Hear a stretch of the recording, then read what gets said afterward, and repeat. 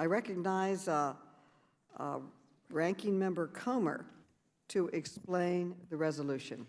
Thank you, Chairwoman Maloney.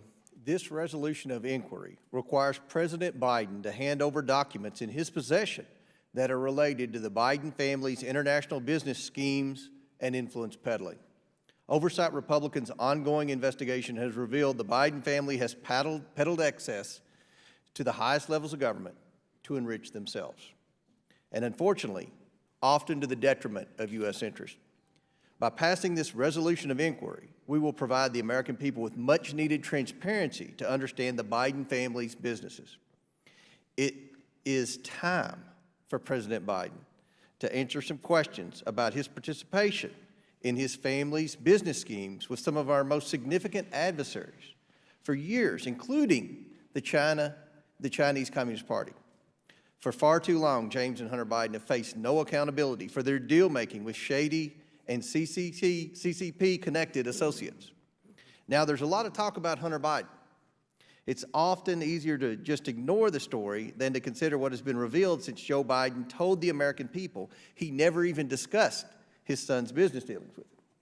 We know Hunter's closest business partner, and who was later appointed by the Obama-Biden administration White House to a position in the federal government, visited the White House and other official locations while Joe Biden was vice president.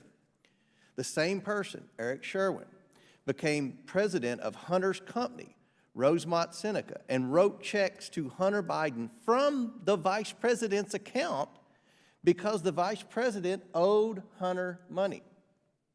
We know that meetings included sit-downs with then Vice President Biden in the West Wing with foreign billionaires with whom his son was arranging business. We know that the Biden family has done deals with China worth millions of dollars. Those deals were arranged by individuals with direct ties to Chinese intelligence. Hunter Biden himself called his client, quote, the spy chief of China, unquote. We know that then U.S. Deputy Chief of Mission to Ukraine, George Kent, emailed State Department officials in 2016 to alert Washington that Hunter Biden's business dealings were undercutting the United States anti-corruption mission in Ukraine.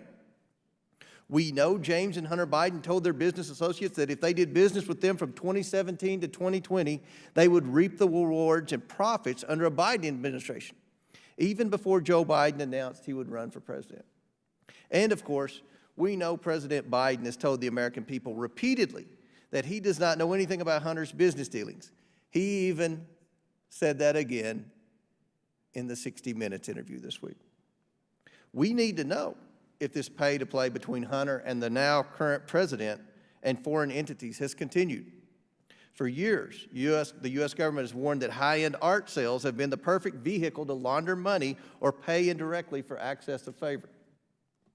To his credit, Hunter seems to be reading the memos. And when Joe Biden became president, overnight, Hunter Biden became one of the highest paid artists in America, listing works of art for $75,000 to even $500,000. We know he sold at least 5 paintings for $75,000 apiece. Today, we still don't know who bought Hunter's art. The Democrat Party, the Biden administration, big tech, the swamp, even Hollywood and others have done everything in their power to run cover for the Biden family.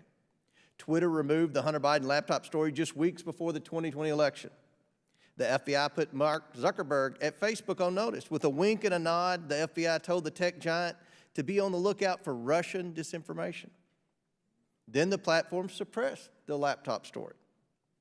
Meanwhile, the Treasury Department, shortly after Joe Biden took office and Republicans began looking deeper into Hunter Biden's activities, changed its policies regarding suspicious activity reports, or SARs. The Biden administration changed the rules to severely restrict Congress to access to suspicious activity reports with no explanation.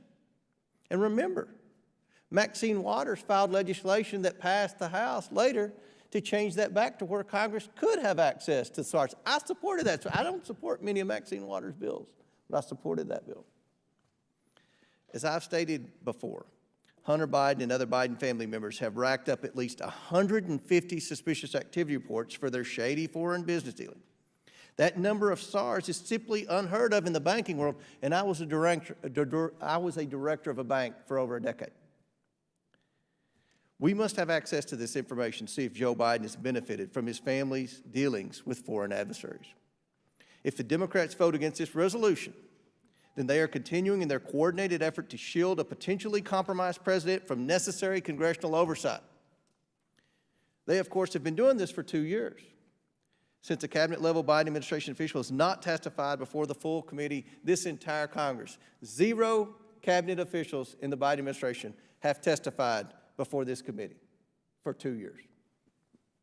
We must shed light on the Biden family's international business schemes to determine if they're a national security threat. I look forward to us joining together to conduct oversight, ensure our national security, and strive for transparency in the government for the American people. Thank you, Madam Chair, and I yield back.